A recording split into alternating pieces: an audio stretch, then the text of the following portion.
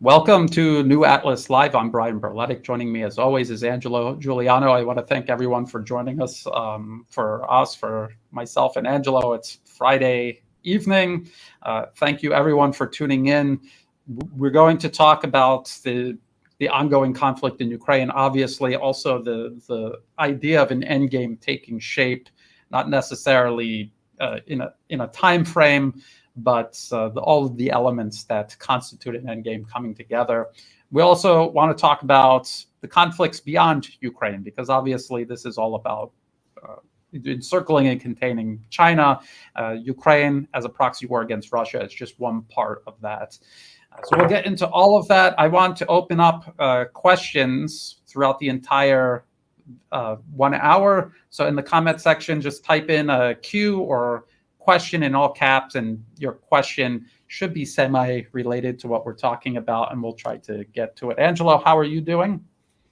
Great, Brian. I can see that the narrative from the collective West, mainstream media, they starting to shift. They're starting to get ready, and I think it's gradual. They know some of them are, want to come out like just not overnight. Imagine, if there's a complete collapse of Ukrainian army, they want to prepare themselves, but they've lost completely credibility, and this is why many people are turning to alternative media. So what is your feeling? You have a few articles. There's Asia Times. You wanna touch on that?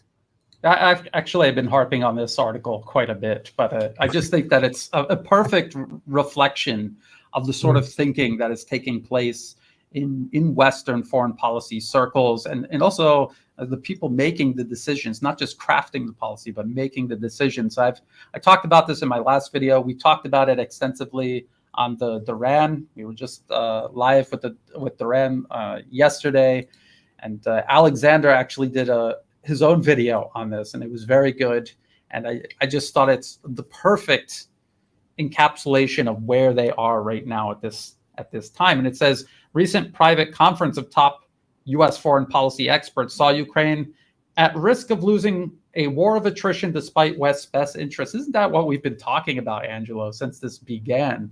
I think it was when they were sending the M777s, and people were asking, well, why are you sending those? Don't they have enough artillery? Apparently they didn't. And that was a huge problem across the entire Ukrainian military. They couldn't sustain a conflict on this scale. And I remember reading from the US Department of Defense, their press briefings, people would ask, well, how much does Russia have? And even the Pentagon at that time, months ago, last year, they were admitting that they amassed a huge amount of men and machines and munitions all along the border, just specifically for this conflict. And they were months into it, and they were still saying it was like around 80 or 90% intact and ready to go. And here we are, over a year into this, and it's about production numbers. It's about artillery shells. A lot of this is all across the media, and like you said, Angela, they're starting to admit that they're running out of everything. They have nothing else left. They cannot expand production. I think anyone who has ever been to a factory, and they see the balance inside the factory, everything that's working together. It's not that easy to just like put an extension on the factory and just put in more machines. It takes a lot more than that. You also have to find the people to operate the machines. They have to be skilled. This is why people go to China, by the way, because China has their education system turns out people capable in this field, and they have so much experience because there are so many factories there. To try to do this in the West, it's just it's unrealistic. Angelo, I think you've said you've had some experience, at least dealing with factories for different things. I mean, what do you think about that? Well, there's always the whole question of setup. Any new production, you need a setup time. Here, this is much more complex. There's a massive investment, and we touched on this yesterday. Actually, there's at some point, if you want to really match the capacity of Russia, you would have actually to turn into like a type of war economy in Europe, which by the way, they're not prepared for that. And additional to that, at some point, if you do that, well, you need to have enough reasons, and at some point maybe declare war, because people agree that we have in stock, we have old tanks and we have ammunition. Let's send them. At the risk, there's a risk of you demilitarize your own army, and this is criminal. You should protect first your country above everything.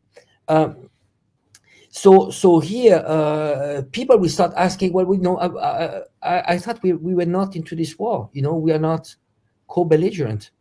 I mean, now you are, so if you don't have this approval from the people and a formal war declaration, you cannot turn European economies into war economies.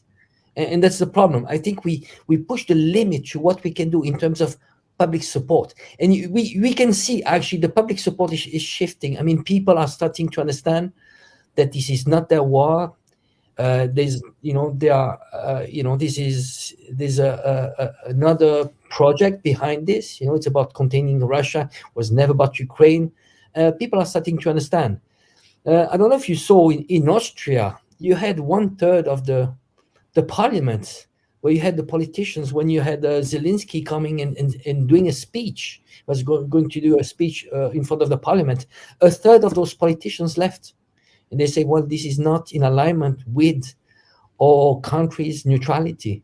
And you will see this is only the beginning. And we see like advanced indicators of instability in Europe. Riots in France. It's very unstable. But more will follow. Because keep in mind, there's one thing. We talked about the problems that Europe is going to face in terms of energy costs, higher energy costs, desindustrialization, high inflation. There's a lag time, actually. This is something that we are going to see. Desindustrialization. Well, that means factories, especially from Germany, they are going to leave. They're going to the US. Some might go to China. This takes time too, but it's going to be gradual, slow death. And people at some point they'll be like, "Well, we need to do something about this." Yeah. Well, you brought up a really good point about you remember in the beginning of this conflict, February last year, there was a tidal wave of kind of a bandwagon effect, and nobody wanted to resist it. Nobody wanted to go against it in the West. Everyone was going along with it because they felt that if they didn't, they would lose their job or be ostracized or accused of who knows what. But just like you say now, the more and more people are waking up to what's going on. Maybe they felt uncomfortable from the very beginning, and it's going to become easier and easier for them to speak up as things start to deteriorate in Ukraine. Now, getting back to the factory issue, you brought this up yesterday. The defense industry in the West is completely backwards. It is driving foreign policy.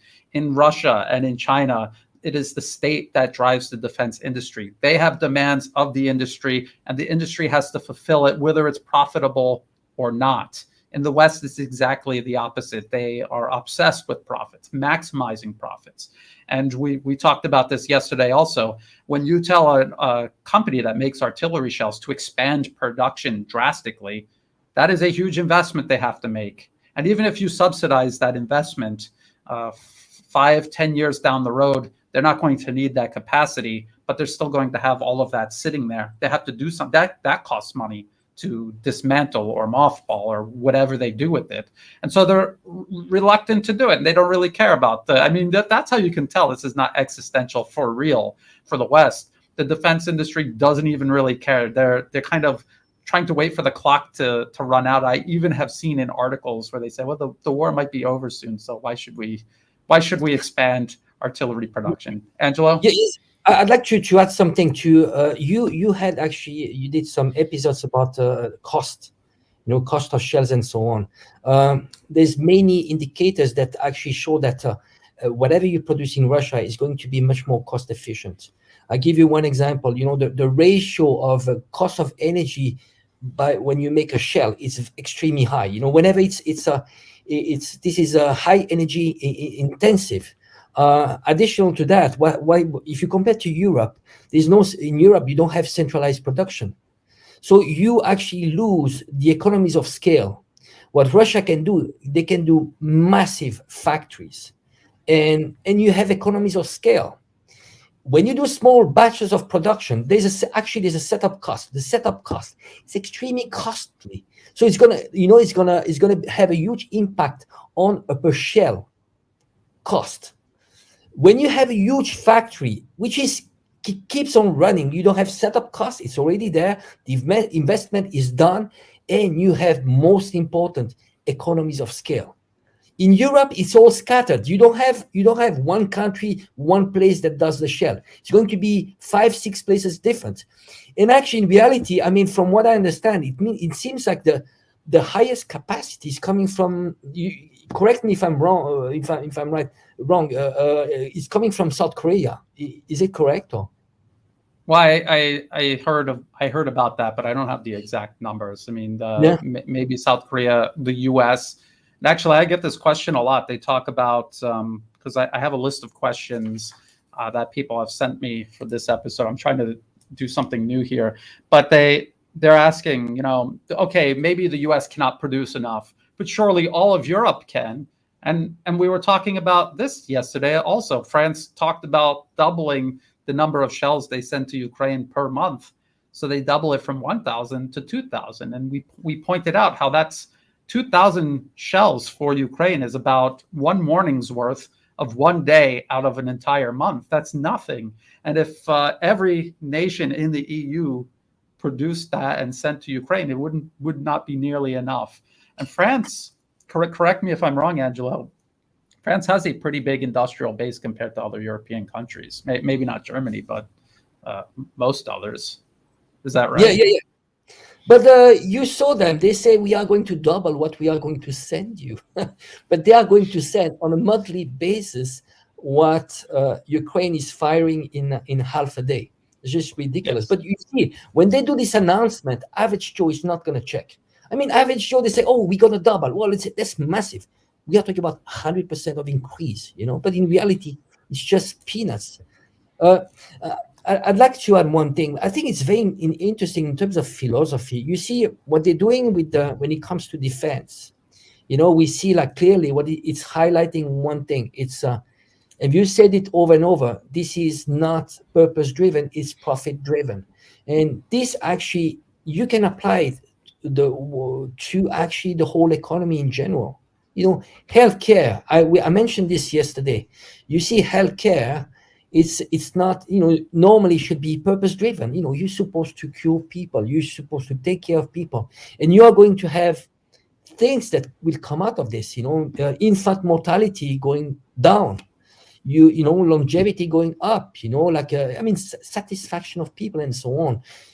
The GDP of the US has healthcare is 18%. In China, it's 6%. What does it tell you? On one side, this is profit driven, and actually it's not delivering because mortality in the US people are living less. The last 2 years age expectations, life expectation in China expectancy is higher than the US, when in reality a per capita income in the US is 4 times more than China. How do you explain that? So you see 6% spending healthcare in China, 18% in the US. So you can apply this to the same to the defense industry because it's profit driven. So I think we need to be extremely careful. We cannot, you cannot apply when you compare what the US is spending and what Russia is spending. You cannot apply $1 to $1 because there is so much corruption, inefficiencies. There's so much profit that is actually going to the pockets of politicians, military industrial complex, and so on. And the F-35, that project, which by the way, I sent you an article, they're talking over about $1 trillion. Yeah, over $1 trillion, but they have problems with the engine. They are talking about changing the engine. Over $1 trillion. And correct me if I'm not a military expert, but it seems like right now the case what we have in Ukraine, it is showing us that they cannot fly fighter jets because it's all about air defense. Now F-35, what would it do with the air defense that Russia has? That is trillions of dollars that was spent in something that is not actually applicable. You could use, you know where you could use it? Afghanistan, Iraq, yes, but not here. So what Russia did was to spend the money at the right place. Where did they spend? Air defense, hypersonic missiles. The rest, F-35, I mean, all those lavish tanks and so on, you see the result. And that's in terms of philosophy, that's what we are seeing in the West. Economies, hyperinflated economies, financialized economies, and profit-driven, no more purpose-driven. Yes. And that's a really good point, because I always read, how can Russia compete against the collective West? Look at their GDP and look at the puny, weak Russian economy. But it's all of that inflation you're talking about. Healthcare in the United States, they're overcharging hundreds of times more than what it actually costs to make. There's all kinds of profiteering. There's the corruption, the revolving door that you were talking about yesterday. And when you put all of these things together, you cannot compare the GDP of the United States with either Russia or China, because it is all inflated. And what people should really do is compare industrial output. And China, for example, their industrial base is larger than the US and Europe combined. What does that tell you about what GDP means versus industrial power? Industrial power is the ability to physically make things and to physically change the world, versus in the US, GDP counts things like these financial pyramid schemes that are just numbers on ledgers and don't exist in the real world.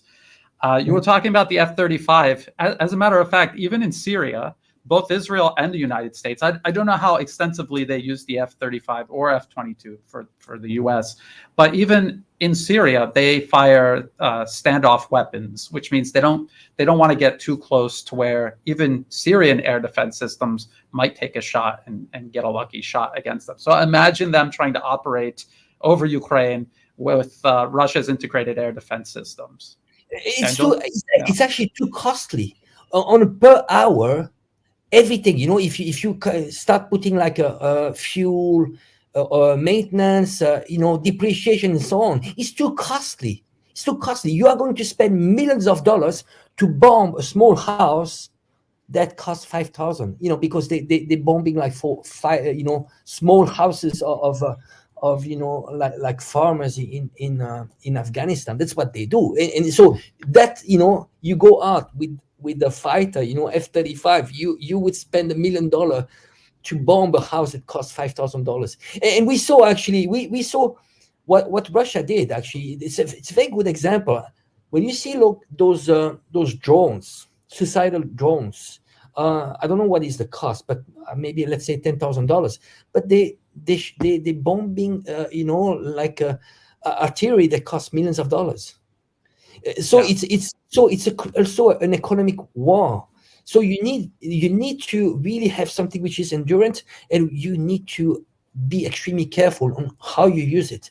So I think from what I've seen, also from what I've heard from the Ukrainian side, is that they were getting everything, ammunition. I think when you have everything for free, you just throw it, without counting.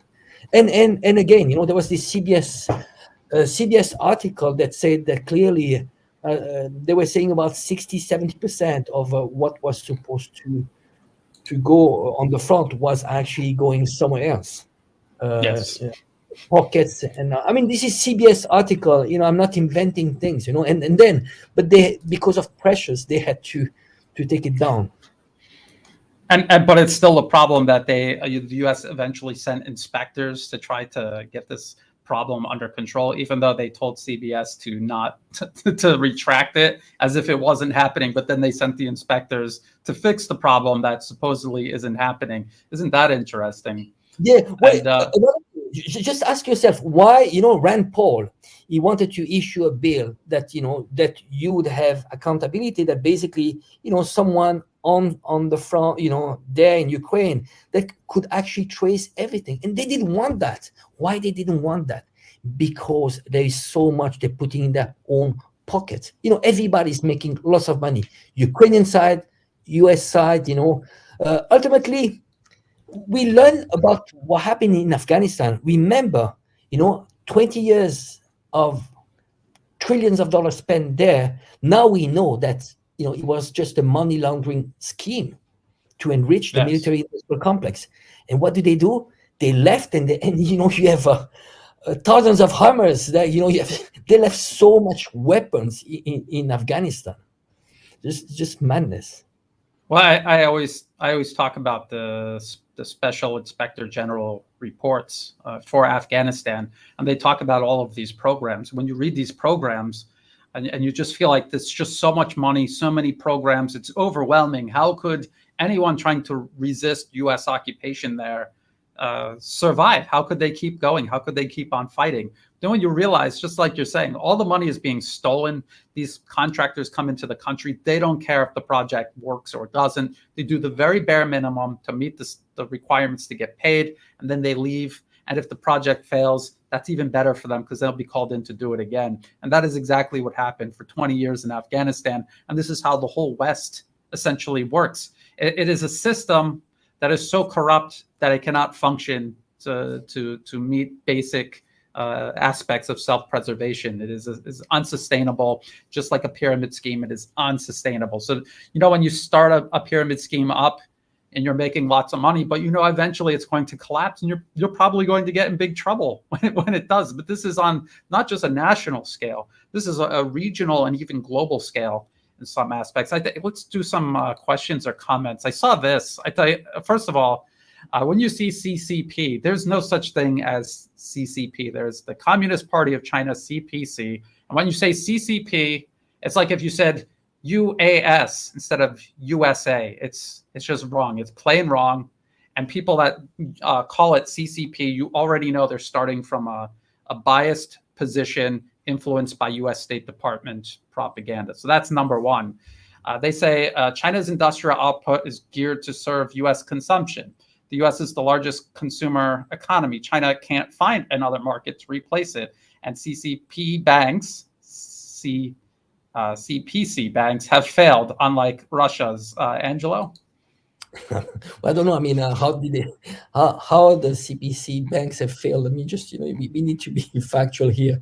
I think what this point, which is really important, then I think this is number one is there's not going to be a total de-dollarization, and that is an extremely important point. And actually, China doesn't want to have the reserve currency, because with having the reserve currency, there's lots of problems that come with it.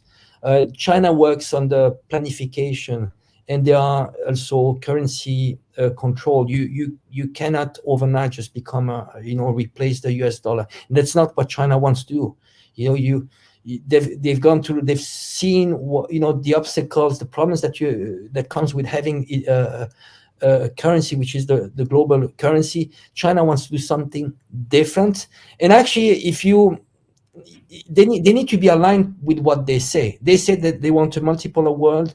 By having a multipolar world, you need to have a basket of currencies, and most important, not paper, which is backed by nothing. It needs to be backed by commodities, and especially gold. That's what they want to do, and they want to democratize this. So it's not going to be like the system that comes from Bretton Woods, where you had the IMF and the World Bank, but ultimately the US had the veto power, so it was controlled by the US. Now those banks that were created for BRICS, they will actually be democratic. And I just want to share this. We use this as a reference very often, Angela. The Harvard University Atlas of Economic Complexity, and it visualizes trade. And you could do it in many different ways. This is showing partners for export and import, and of course, China does its largest export partner market would be the United States. But is it true that they couldn't find replacements for 17%? I think that they can. Angelo, what do you think about that? Yeah, actually, I didn't finish. Actually, I forgot that point. For China, it's really important that they don't want a collapse of U.S. economy. It's important that if there's a gradual decrease, because it would hurt the whole world. Still, like the weight of U.S. economy is really big, and ultimately that would be damaging us also for China. It needs to be a transition, but China actually, it doesn't want to hurt necessarily, have the U.S. economy to collapse. It's about having a peaceful transition, because ultimately, I still think that China would like to work with the collective West peacefully. It's just about going through this transition, and including Russia. Why Russia has been trying to be close to Europe for the last 20 years. They've tried so much. They even asked if they could join NATO. They even asked. They say, well, we'd like to join NATO. I mean, if you guys are, have a, you want to have peace. Why should you create a block at all door and us not to be part of that? It was becoming a threat. So I still think that they don't want any harm to the collective West. But then my fear is that if the collective West starts to become really, really aggressive, then the transition, then we might actually, suffer from that. And this is why I'm not taking Russia or China side, but I think we need to be extremely careful, because how do we act with Russia and China and the global South now will define the next decades of relationship we have with them. If we are extremely bad, we've been bad for the last 20 years. See what we did in Syria, Afghanistan, Iraq, and so on. But if we are not adult right now, we might be suffering. They might be harsh on us. And I think my position is more about, not pro-Russia and pro-China, but actually it's pro-West, because I want the West just to work together. I have no reason to be on the China-Russia side. I think it's about how can we have a peaceful world, respect each other, sovereignty. Most important is respect each other's sovereignty, because this world order, which is imposed upon the rest of the world, it's ultimately it's not this peaceful image they want to say, well, we are all one family. No, it's not that. Ultimately, it's going to be more sophisticated system of imperialism, where they are going to keep on enriching themselves, because ultimately whoever controls the money, the currency, controls everything. Actually, money is even more important than the rest. Politics, there was Rothschild. Rothschild, he said one day, he said, I don't care whoever is elected, but give me the right to print money, and I'll be fine with that, because money controls everything. Well, Angelo, you bring up a really good point about China not wanting the U.S. to collapse. And that is the whole point of multipolarism. It's preserving the primacy of national sovereignty, and it's no single nation dominating the world or dominating and manipulating international institutions like the United Nations. It's about creating an even balance of power across the globe. And if you look at what the United States has done ever since World War II, what have they actually done? There was a period there where they were sort of building projects and driving development, but that soon ended. And what they have done the majority of the time is deliberately keep nations around the world impoverished, underdeveloped. A nation started building infrastructure and advancing, they knocked it down.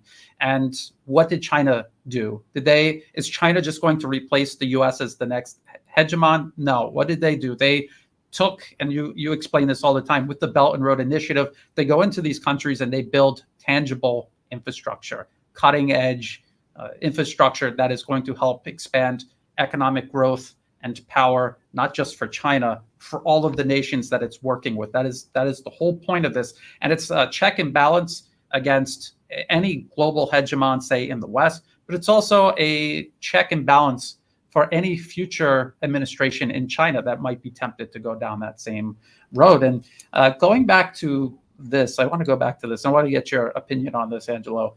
This is 17%. This is exports. China has a huge domestic market. It has the largest population in the world. Its population is larger than the G7 combined. And so if they can't export goods to the United States, I personally think that they can find a way to, and just like Russia did remember, Russia's not going to find any customers if we put sanctions on them. If the US and the EU put sanctions on them, how are they going to find customers? Well, they did in a very short amount of time. Can China replace this 17% with other trade with other nations, and also by serving its own immense domestic economy? And Chinese President Xi Jinping has often said their economy is not a pond, it is an ocean. It's going to take a lot more than just throwing a rock into it to cause any disturbance. Angelo? Well, I think, again, just here, you have to look at what China exposed to the US. And because of, that was a choice of US politicians to basically disindustrialize the US, and this is where actually, I'm not a fan of Trump, but, Trump was right. He wanted to repatriate industry because, the US was turning to a consumer society and not producing anything anymore. So here we can the US, because if they're not buying to China, where are you going to buy it? Not everybody is selling what China is selling, first of all. Then many countries are going to sell you, but it's going to be more costly. And if China, nobody else than China is selling, then you have to produce at home. But that is going to be extremely expensive. And there's a setup cost. It takes time. What it is going to do, and we see it right now, there's a problem of inflation. There's already inflation. If you need to switch China with whatever, and I think it's almost impossible, that is going to be extremely costly. It's going to damage way more the US than China. And what we saw with Russia, and you saw the impact. You saw the impact. This, inflation is under control in Russia. This now, it's business as usual. See what this did to Europe. Now, this is peanuts compared to what would happen if there was a similar sanctions to be done on China. And again, you see just what happened. I mean, the way I see the sanctions on Russia was actually a huge opportunity for Russia, for China, and the global South to switch, not to deal with the US dollar anymore or even euro. They started switching, and that has become an opportunity. You see, every single day something is happening. Yesterday, Indonesia said, well, we are not going to use American credit cards anymore. Now you have Brazil and China say, well, now we are going to switch to yuan, renminbi. That is only, this trend is going to be faster and faster. How did it start? Sanctions. They started weaponizing the US dollar. So if you were, that's what they call extraterritorial, power of the US dollar. So the only fact that you are using US dollar and not even touching US soil, then they could weaponize this. So they attacked French companies, Alcatel-Alstom. They attack European banks. They attacked Iran. Well, of course. Who wants to deal with US dollar? You did it. You weaponized your currency, and you weaponize, especially for Europe, you weaponize your economy. How dumb is that? You don't do that. You that's all you have left is somehow an economy which is still okay. Now, they don't want to work with you, and they're dropping your currency. It's over. It's over. Game over. You cannot go back. And what happened in Ukraine was the opportunity. They gave the opportunity. It was sanctions. It was like, You want to do you want to do keep doing the same thing, expecting different result. You got smashed in Afghanistan. You didn't learn. Now you're going to get smashed in Ukraine, and you want to go to Taiwan. Yeah, exactly. Actually, that's where we're heading with this. This is the whole concept of this episode. But again, when you have the reserve currency and you have a leading financial sector and you have the biggest banks and you're violating the trust of people around the globe, you're weaponizing it, as you say.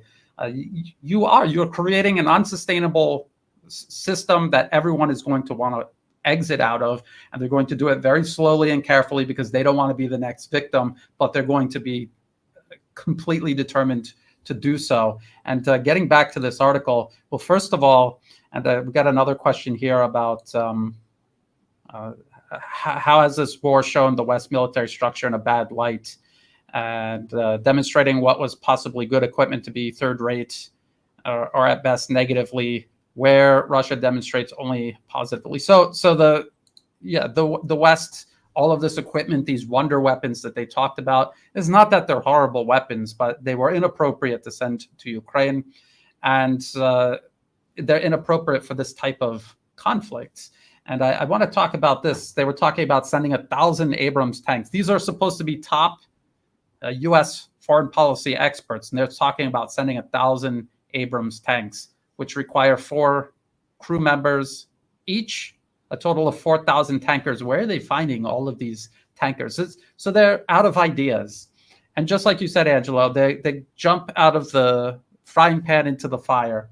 They talk about, they proposed that the United States threaten China with sanctions to limit its support for Russia, because the sanctions against Russia work so well. Why not try them on China, a nation that's even bigger and has an even larger industrial base than Russia? So it's exactly like what you said, Angela. They're not thinking rationally, and they're compounding these bad decisions by making even worse decisions. And I think this conflict over the island province of Taiwan, it's even worse than this proxy war they're waging against Russia in Ukraine.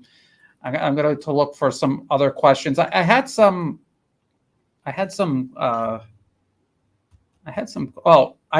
Someone posted a really good quote. I don't know if this is actually from Horatio Nelson, but he said, "A ship that fights a fort has a fool for a captain." And what they're talking about is Taiwan. The U.S. crossing the entire ocean with its navy and its warplanes and attempting to wage war against China over the island province of Taiwan. It seems like a blunder in the making to me. Angelo, there have been some things going on in Taiwan. Actually, I don't think we covered Ma Ying-jeou's visit to the mainland, did we? I don't think we did on here. No, you want to go over that? So Ma Ying-jeou used to be president of Taiwan. Was actually he was when you look at the cross-strait relationship, probably was those were the golden age. It was the golden age of the relationship between Taiwan and mainland China. And at some point, Ma Ying-jeou met with Xi Jinping in Singapore, and actually they were actually in talks of having a free trade agreement, until the U.S. started funding lots of opposition, through National Endowment for Democracy, and this was 2014. Just as the U.S. was overthrowing the government of Ukraine, just to let people know, this was the last president before the current president, who's pursuing separatism, essentially, Tsai Ing-wen. Yeah. What they did, those students, they took the parliament. The parliament in Taiwan is called the legislative yuan. So they took and they looted the parliament, and somehow the government backtracked, and because of this sunflower revolution in 2014, you had the DPP, the pro-independence party, that actually won the elections later on in 2016. So it's a pity. It's so what China has been doing all along was always, there's this saying in Chinese that says, look for what unites us and put aside our differences. So for the last, since 1949, it was this approach, gradual approach, how we can actually look at what we have in common. What they have in common is economy. There's 50% of the trade between of Taiwan is with mainland China. You have 2 million of Taiwanese that works happily in China. They prosper. It's a win-win. There's no reason they shouldn't go into like kind of de facto unification. In China, what China offered Taiwan was what they call a one country, two system. They say, just on, and it's more like appearance. On the appearance, it would be like nothing changes. Nothing changes. It's a business as usual, but we are one country. You keep your political system. You even have representatives that can go to Beijing and represent the island in Beijing, but we don't interfere. And you can keep your armed forces. I mean, very generous. Yes. It was more, it's just about, ending this 100 years of humiliation, and having this final reunification. This is the end of a civil war, and they need to end the shame that China has been going through. It's a deep shame. They've been invaded by 8 countries. They were like carving up China. They imposed on China to buy opium. It was terrible for China. They need to go past this, and for that they need to reunify their country. It's all about sovereignty. Anything, it always comes back to sovereignty. Any topics we have, Brian, we said what we cover over and over every time, even Ukraine. When we talk about sovereignty, they say, Russia is attacking Ukraine, that goes against Ukrainian sovereignty. No. Wait. Ukrainian sovereignty was lost in 2014. Don't talk about sovereignty. It's not now. They say, it goes against international law, Ukrainian sovereignty. No. You did a coup in Ukraine. Collective West spent $5 billion to overthrow Yanukovych government. Yeah. And every time, and it doesn't matter whoever is elected, but as long as there's self-determination, people in each country need to decide for their own fate and future without interference. After that, whoever is elected, who cares? You can choose a goat. I don't care. But as long as there's sovereignty, because there's the foundation. Don't talk about, they come up with slogans, democracy and so on. You know what? The system of the US, it's about subverting sovereignty and ultimately destroys democracy. Because once you impose your system and you overthrow governments, where's democracy? It's not even democratic. It goes against the fundamentals of democracy, which means democratos, power to the people, empower people, self-determination. Always this. We need to keep on repeating, because that's the foundation. So why you do like a summit of democracy? That's what they are going to do in the next few weeks, right? It's ridiculous. That's ridiculous. Well, Angelo, the definition of democracy. You're talking about one country, two systems, which is the arrangement that Hong Kong has. And when they enforced the the security law, what changed? Nothing about the structure changed. What changed was all of the U.S. interference was entirely uprooted. And from then all the way up until now, present day, you will see these Westerners from the UK, from the US, who are deeply involved in meddling in Hong Kong and exploiting Hong Kong, howling and kicking and screaming because that foreign interference was ended. And when you see them complaining about democracy, which is just a code word for their impunity that they enjoyed in Hong Kong until this was all ended, you actually look at it, the lives of everyday people, nothing is changing. They still have the same system that they've had, and the same will happen with Taiwan. The only thing that's going to change is the U.S. is not going to be able to do whatever it wants, station troops on Taiwan, send their representatives to Taiwan without Beijing's authorization, essentially entering the country without authorization. Just basic things that constitute national sovereignty and that are protected under the UN Charter.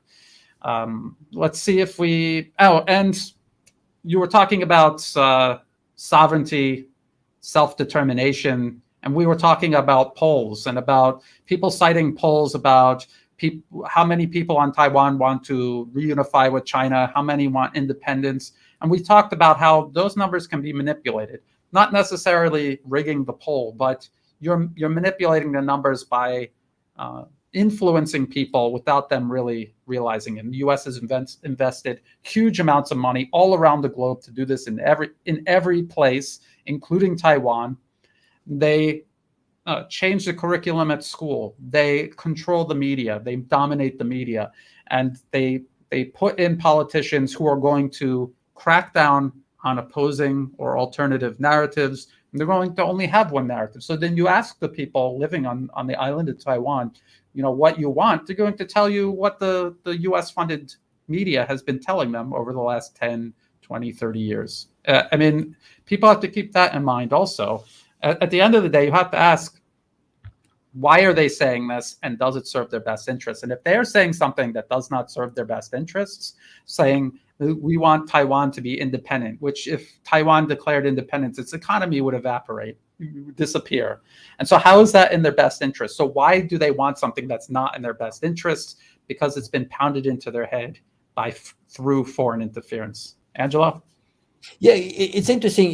There's lots of polls when it comes to Taiwan, and actually they're talking about the local identity. And we need to be extremely careful. You see, if you go anywhere, you go to New York and you ask a New Yorker where you're from, he's going to say, first of all, you are from New York, and you might be very proud to be from New York, and this is like a local thing. You go to Beijing, they are extremely proud to be from Beijing. They will say first, I'm from Beijing. Well, it's the same for Taiwanese. How do you feel? Of course, I'm Taiwanese. I'm Taiwanese, locally, but ultimately I'm Chinese. So you see, but what they've been doing is just pushing more, about this. Oh, this is we have an identity. It's different, and but ultimately, what they want, they're very rational. They're still Chinese, rational. They say, well, of course, it would be good. Actually, you know what? You go to Texas and you ask people from Texas, would you want to be independent? Well, of course. I think you could get like 50-60% of people that would say, well, yes, I want to be independent. But that's the reality, and it's just that's the idea. Actually, most people, you go to California, they would say, yeah, we should be independent. You know why? Because we are blue. We are blue. We are Democrats. And that's a good example, And if they could, they would be independent. Actually, they could be self-sufficient. Do you think Washington would let that? There was a civil war. There's a civil war. They know about that. They will not let do that. So any places you could actually promote self-determination. Like independence. Yeah, of course, of course. Even a city where actually independence starts. My town, you could say, let's put a district here in Hong Kong and let's be independent from the rest of Hong Kong. Well, is it rational? No, it's not. But when it comes to Taiwan, Taiwan's history has been linked to China for a long time. It's been colonized in between. There was a civil war, but now, it's recognized by the international community, which is most important. Legally, for the international community, Taiwan is part of China. Legally, for Taiwan's constitution, Taiwan is part of China. People don't know that. People, yeah. And the government is actually called the Republic of China because it is China. It's China. It's China. Either way you cut it, it's China. No matter how you want to try to frame it. And why do people do this though? Why in the West, people who are not from China, why do they always interject and say Taiwan should be independent? Because they didn't come up with this idea on their own. This idea has been put into their head by the Western media. And so it's very important to understand the power of media and how it can manipulate people and convince them of virtually anything, including putting them on the path to self-destruction, which is exactly what happened in Ukraine. From 2014 onward, the West took over the country, took over the government, banned all of the opposition, shut down opposition media. There was only one message: we're going to war with Russia. Get ready for war with Russia. Russia is the enemy. And look at where it's led them. Self-destruction. That is exactly what will happen. This is what Tsai Ing-wen, this is what she wants to see happen with Taiwan. And it's important for people to understand that. Now, there's a lot of, I said I was going to answer all these questions. I should at least do the two from Patreon. Hold on. One is there a natural barrier in Ukraine that could form a ceasefire line? I think the Dnieper River would probably be a good natural barrier. And there's also one about ensuring this. Is a scenario where the U.S. and EU are occupied ensuring the survival of Ukraine, and given the goals of Russia and China to have stability in the Middle East, kicking the U.S. out, what role does Israel play? Oh, yeah, and there was another question about Israel also. Now, what people have to understand about Israel is that it was created from the very beginning as a proxy of the British Empire, a foothold, a forward operating base in the Middle East for British imperialism, and then America inherited what was left of the British Empire, and that is what it serves all the way to this day. As a U.S. proxy, is a tiny state. Its economy is not like in the top 10 or anything, is not somehow running the United States. It is a proxy of the U.S. They have had successive regimes that have served U.S. interests all of this time. And now they're at the same juncture Saudi Arabia is at. What do we do now? Because the U.S. is a fading power, and China is a rising power, and Russia is a rising power. And Alexander Maturis of the Duran did with Alex Christopher, did an excellent video about this and the protests in Israel. And I think the video urges caution in drawing conclusions, jumping to conclusions. There was a defense minister that was let go or resigned. We have to know who he is and what his, where does he lean? Does he lean towards, as you say, Angelo, sovereignty in Israel, or does he lean toward serving U.S. interests? And these protests, who are leading the protests, that's very important to understand. You shouldn't just, I don't like Israel and there's protests, so I'm going to support the protests. That's very dangerous to do, because you could always end up with something much, much worse. And just as we saw Saudi Arabia doing unsavory things over the years, very unsavory things, to China, to Syria, to Iran, to Iraq, for years and years. But now they're at a point where they're changing. And think about China and Russia and their relationship with Saudi Arabia and also Israel and even Turkey, and Russia especially. Turkey had shot down a Russian warplane. They had militants they were backing that ambushed the rescue team.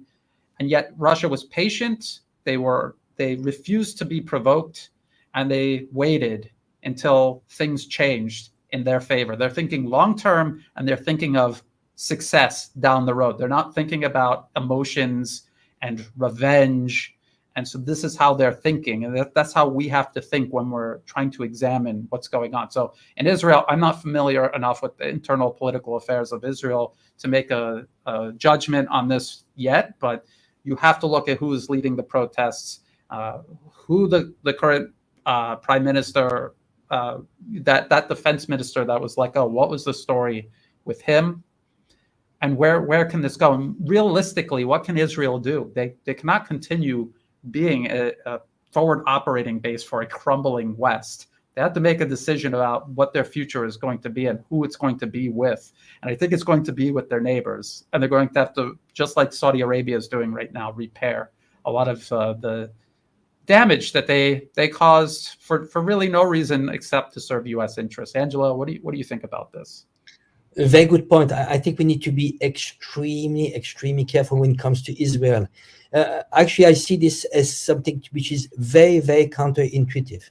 You see, you have the left and the right. You know, it's who likes Netanyahu? I don't like. You know, I mean, those guys. We've seen some criminals. It's disgusting, this whole apartheid and so on. But you know what? Be extremely careful. Soros Foundation is funding the left side when it comes to Israel. Even they have their hands actually even on pro-Palestinian camp. B'Tselem is getting money from the George Soros Foundation. They hijack us. So Hamas at some point, you correct me if I'm wrong, but they were actually fighting against Assad. We need to be extremely careful. It's not the left that is actually more multipolar. In reality, I think that Netanyahu is taking a more pragmatic approach right now, and he wants to be in between. He doesn't want to take side. Of course, he has a long partnership with the U.S. He was educated in the U.S. He has a strong bond with the U.S., but he's not going to put all his eggs in the same basket. So you see, when it comes to, he's not going all the way with sanctions against Russia. He wants to keep good relationship with Russia. He doesn't want to go against China, and he's seeing that the world is changing. So you see, it's more pragmatic, and I think because of that, we might have some kind of color revolution happening in Israel. You actually have the son of Netanyahu, which is being putting some tweets out there, just saying, and this is not actually the tweets that is being putting like these days. I've come across tweets of a year ago. It was already exposing, the left in Israel that is funded by George Soros. So you see, and I think people need to be extremely careful. It's not. A country is not a snapshot. As you said before, it's a moving, and if those leaders are good, they are putting the interest of their country first. We might not like them, let's say Erdogan and so on, but at least he's doing a good job for his country. So and they're not working for a globalist agenda. You want to elect again. They made this word patriotic a bad word, like Nazi, fascist, those links. No, you want to elect someone that loves his country, right? Not like Macron, who's going to work for a globalist agenda for the US. I mean, ultimately, he's a puppet from, he was put by the US there. So you see, I think right now, we need to look at Israel. I think Netanyahu is probably working for the best interest of Israel, and I think this Palestinian question and many other conflict around the world, the Yemen conflict, because they've been created on a divide and conquer strategy, where with the multipolar world, I think slowly those conflicts will be solved. Why? Because when you don't have a major country deciding for one cause, one side or the other, people start making compromises. Yeah, you see why Taiwan is emboldened? Because the US is there. It's like provoke China. I got you back. It's always like this. In Ukraine, Zelensky, go ahead. We got you back. No, they're gonna drop you like they did many times. How many times they've dropped the Allied? How many times? Yeah, yes, and Angela, when you say left, you're talking about the fake Western left. People have to understand we don't do right and left. When we talk about that, we're talking about the fabricated left that the West uses everywhere. This fake liberal, whatever it's called. Yeah. But let me add one more thing. You and I, we've talked about this. We don't give a S about left, right labels. Labels, people, be careful. Don't put yourself into labels and stop putting people into boxes, because the divide and conquer is using the ism. So once you put yourself into a box, capitalism, that's a box, then you're stuck there. Left, you're stuck there. You know what? You will see that we have the left and right. Average Joe, doesn't matter who's voting for, in the left or in the right, they have so much in common. Ultimately, they are blue collars, and they're living paycheck by paycheck. That's what they have in common. After, details, Details. Ultimately, gun control, does it define you? Yes or no? I mean, important. I think it's about really like, I think it's the people against those elites that are not working for the people. That's the real fight. And I think people have so much in common. Just stop putting yourself into a box, communist and so on. Who cares? I think the first step is giving back the power to the people. So take it from the elites and give it back to the people. And when I say the elites, it's the big corporation. Who has the real power is those big corporation. Like the very rich people. And those people, they don't care about you. They don't care about countries. Ultimately, they can destroy a country. Well, their money is in Bahamas. They don't care. They see human being as a consumer and slave labor. That's what you are. So if you want to put yourself into left, right, Democrats or Republicans, I'm sorry. Well, you're playing in their hands. You're playing their hands because it's not societal. It's about really what's left in your pocket. Is your life getting better or not? Do you have disposable income? Do you live better from last year to this year? The last 20 years, is your life getting better? That's the real thing. So it doesn't matter, Democrats, Republicans. It's giving an illusion. Actually, the more, like in the US, the more you give a feeling to the people that there's a divide, the more you're controlling them. Because ultimately, both parties are funded by the same people. And when they see average Joe fighting to each other, they must be laughing. Like, oh, that's so cool. That's deliberate. So cool. You guys fight. We got you. If only people would understand that, it's the whole system which is rigged. Because ultimately, whoever controls the rule of the game controls the game. You and I, Brian, we can play with any games. But let me write the rule of the game. Of course I'm going to win, Brian. That's the key. It's the same as money. You can do anything. I mean, if you control the money, the printing of money, the policies, who cares? Policies, it's nothing. You control the money. So it's the same as geopolitically, the US dollar. It's the same. I want to go back to what you were saying about the conflicts in the Middle East and how all of these conflicts served first British and then American hegemony in the region and globally. And people have to understand these deeply rooted animosities that we see between different religious or ethnic groups.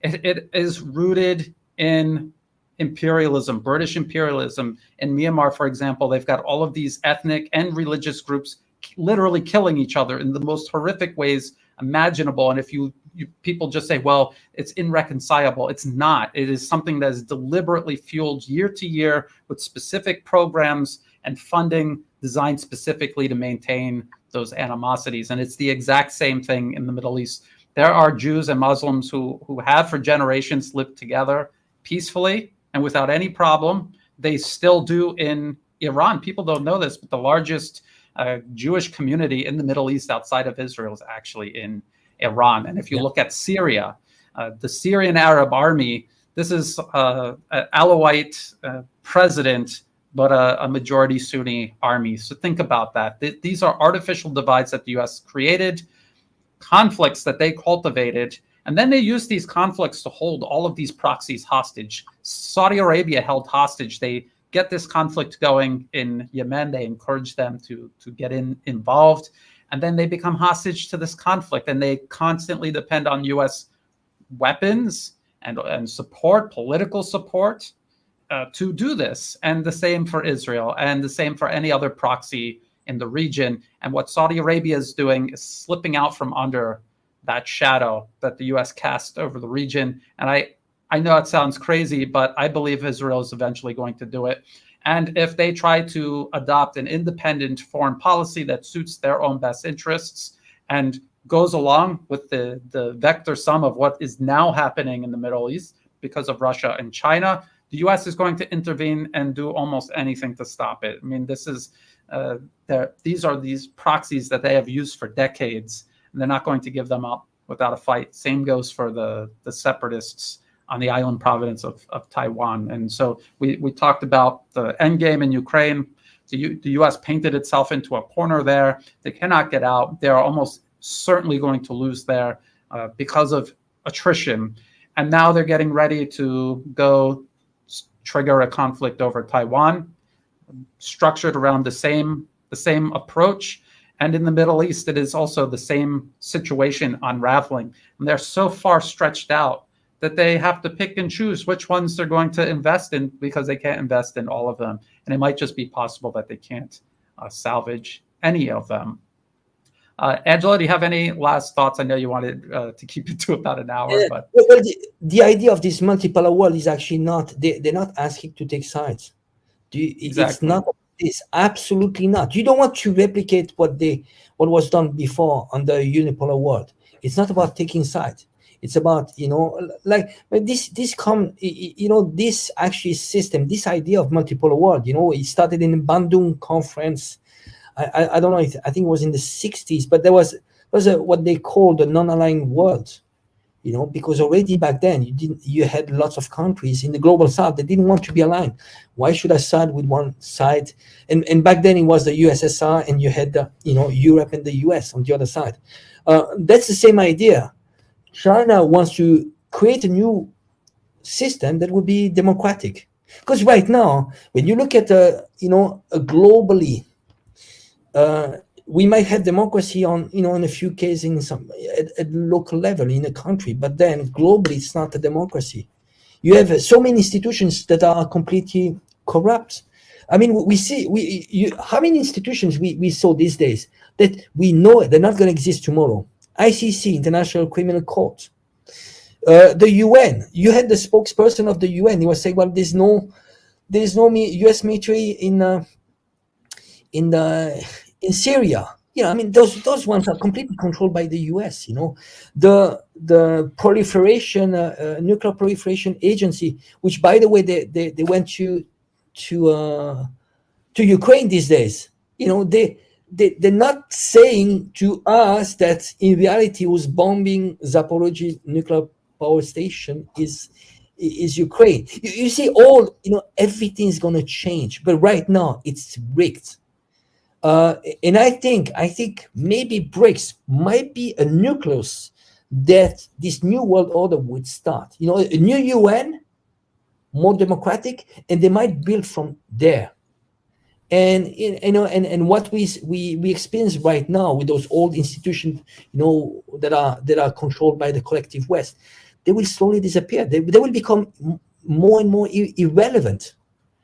More irrelevant. Even the Olympic Committee, if they go too far, they don't allow Russians to participate. But they're gonna shoot themselves in the foot. It's just there's going to be a natural process where who, if they don't want to play along with this new multipolar world, they're going to disappear. They're going to become irrelevant. The US dollar, you ask for it, you weaponize it, you become irrelevant. We don't use it.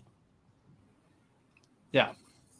Very good points. All of these so-called international institutions that always were just a proxy for Western influence, they are doing exactly what you're saying. They are circling the drain because they insist on carrying this to its most illogical conclusion. They are destroying themselves in the process, and then they're doing that because the people behind them are doing that. We see the U.S. and the European Union painting themselves into these corners they cannot get out of because they insist on maintaining control over the international order. They are resisting multipolarism when the rest of the world is starting to move on without them. It's illogical, it's irrational, it's unsustainable. And we can see that it is already starting to fall apart. And it's like anything else, something this big. First, you see like some facade from the top of the building crumble off, and then maybe some siding. But eventually you have an avalanche. The whole building starts crashing down. And then the weight of it crashing down is what demolishes everything else and leaves nothing but rubble and dust. Angela, if you have to get going, maybe I will try to get some more of these questions, or because Oh, we're I'm over now. okay. I can stay for another 10, 15 minutes. I'm okay. I just All right, I'll it's gladly no worries, because Yep. we always say we're going to do these questions, and I want to. How about this one right here? What do you say to people who argue that the Russians are directly responsible for the separatism in Donbass with Gherkin, Wagner, personnel, and weapons? Gherkin even said he was directly responsible. Well, Gherkin says a lot of things that are not congruent with reality. And let's go back to how this all started. The U.S. overthrew the elected government of Ukraine. If you look at Ukraine, it is a nation divided. You have people who identify as Russian or a Russian-speaking Ukrainian. You had Crimea, which was entirely different. U.S. government did polls a year before they overthrew the government, and these people said that they identify as Russian. And that if, even then, before there was a good reason to, a quarter of them wanted to join the Russian Federation. And you have this group in Western Ukraine that identify as Ukrainian, and a lot of them are buying into this completely fabricated identity, just like what they're trying to do in Taiwan, this fabricated identity that began with the Nazis during World War II. And just like everything else, the US took over when the war was over. They picked up right where the Nazis left off, and they continued cultivating these groups. And it was always to transform Ukraine into a battering ram against the rest of Russia. So I hope that answers the question. I mean, it's so obvious the U.S. did. And then there's a Guardian article where they admit even back in 2004, the U.S. was meddling in Ukraine. It was the protests in Ukraine were entirely engineered by the U.S. government. And so it's very hard to argue against that when it's the U.S. and their own media admitting to what they were doing. And so I don't see how it was the U.S. I don't see how it was Russia stoking separatism. The people in Donbas region have genuine reasons to oppose a literal Nazi client regime installed into power in Kiev from 2014 onward. Yeah, and they actually, they saw what was happening. But just imagine, you have a coup in Kiev, and those guys are, they want to erase your culture and language. They, racist, and those are not the ones that you voted for. Just imagine if it happened in the US. Just imagine. I think we need to do like some kind of reverse. Just imagine if it happens in your own country. Then you have two nationalities. I take the example of Switzerland. So I'm Italian. I grew up in Switzerland. We have four different languages. I mean, three main languages. If the French side would be imposed to speak German, I tell you, they would take arms. Even pacifist Swiss, they would take arms. I mean, I cannot imagine. I come from the French side. The German side imposing on us to speak only German. Well, it just apply. I mean, I'm not going all the way, but of course, that's what happened was the natural process. People say no, and those guys, even democratically, if there's a mob rule, and okay, the majority are German speakers, okay, well, that's a problem of mob rule and democracy. It's not perfect, but then, they overthrow the government that we elected. Additional to that, I mean, anybody would take arms. Yes, and the situation in Ukraine. I was looking for another question, and then I lost my train of thought. Yeah, they and then they actually started restricting the Russian language, and they actually, as a matter of government policy, began persecuting Russian-speaking Ukrainians, and now they're cracking down on Russian Orthodox churches. And so they are actually, in reality, and very openly doing all of these things that they accuse China of doing to their ethnic minorities. When you actually study what China is doing, they go out of their way to preserve ethnic minorities, their culture, their heritage. I remember this one BBC video is unreal, where they were talking about Uyghur dance. And they said these Uyghur women had to flee from China, and now they're in Britain, and they're teaching their children to preserve it, and it's a UN heritage protected dance. And then when you look up who filed with the UN to make it a protected heritage dance, whatever they were calling it, it was literally the Chinese government in Beijing that did that. So this is how the US and the West in general, the interests running it, they hide behind these principles. They don't stand up for any of them. It's a smoke screen. And oftentimes, almost always, they are backing people who are trampling these principles while accusing the people trying to fight back against being trampled of actually being the perpetrators. So that's where I wanted to go. When you were explaining about how these people got elected in Kiev, or not elected, they were installed in Kiev in 2014, and they were worried that they were going to be persecuted because of their language and their culture. Then they actually were. It actually did happen. Yeah, I have a good parallel actually between Taiwan and Ukraine. You know, Zelensky, before being elected, he actually was going on TV and saying, well, I'm going to make peace with the Donbass. And, you know, he was saying clearly, you know what, I speak Russian. My mother tongue is Russian, you know, and I love Russia. And actually, he made his money a lot with Russia because he was selling his TV series to Russia and so on. So he was really identifying himself as a Russian and friend of Russia. Well, you know what Tsai Ing-wen did? When she was elected before being president, she was elected the Cross-Strait Commission.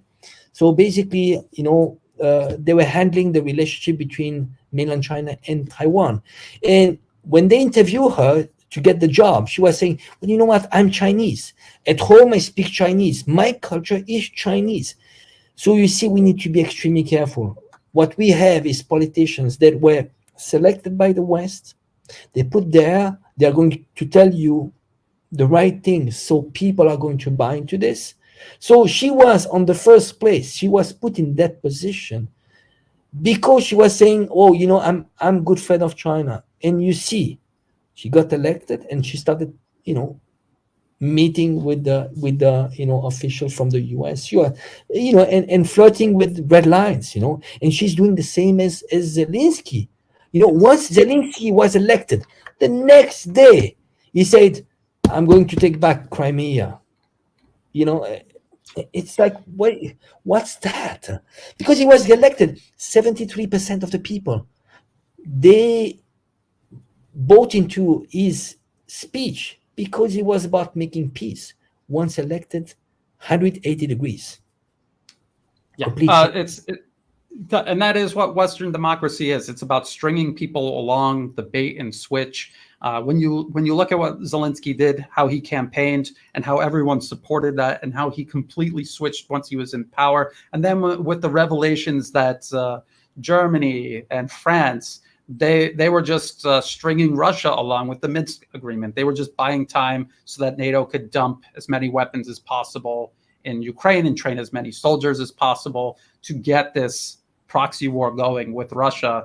That is what Western democracy is actually about, demonstrably so. Forget about definitions and what is claimed. Look with your eyes and look at what they're doing in front of the entire planet, how they say one thing and they do another, how they accuse Russia and China of things they themselves are actually doing. And they're doing it in ways many times worse in reality than what they even accuse Russia and China of in fiction. It's really unbelievable. The fact that people are still falling for it goes back to what we were saying about the Western media and the power they have to convince people of adopting a worldview that is in contravention to their own best interest and even against their own self-preservation. I feel fairly satisfied that we got a couple of enough questions. Maybe next time we'll try to do 90 minutes. But Angela, have any last closing thoughts? No, I just want to say thank you for the people that join us on this show just on Friday evening. I want to wish everybody a nice weekend and always a pleasure. Yes. Right. Yes. Thank you, Angela, for taking time out of your Friday evening to join. Check the video description below. You can find all of the places to follow Angelo on social media. Also, other places you can find and follow the new Atlas. If you liked it, please like and share. Try to help us with the algorithm or whatever is going on with YouTube these days. Yes, thank you for joining us, and until next time, bye for now.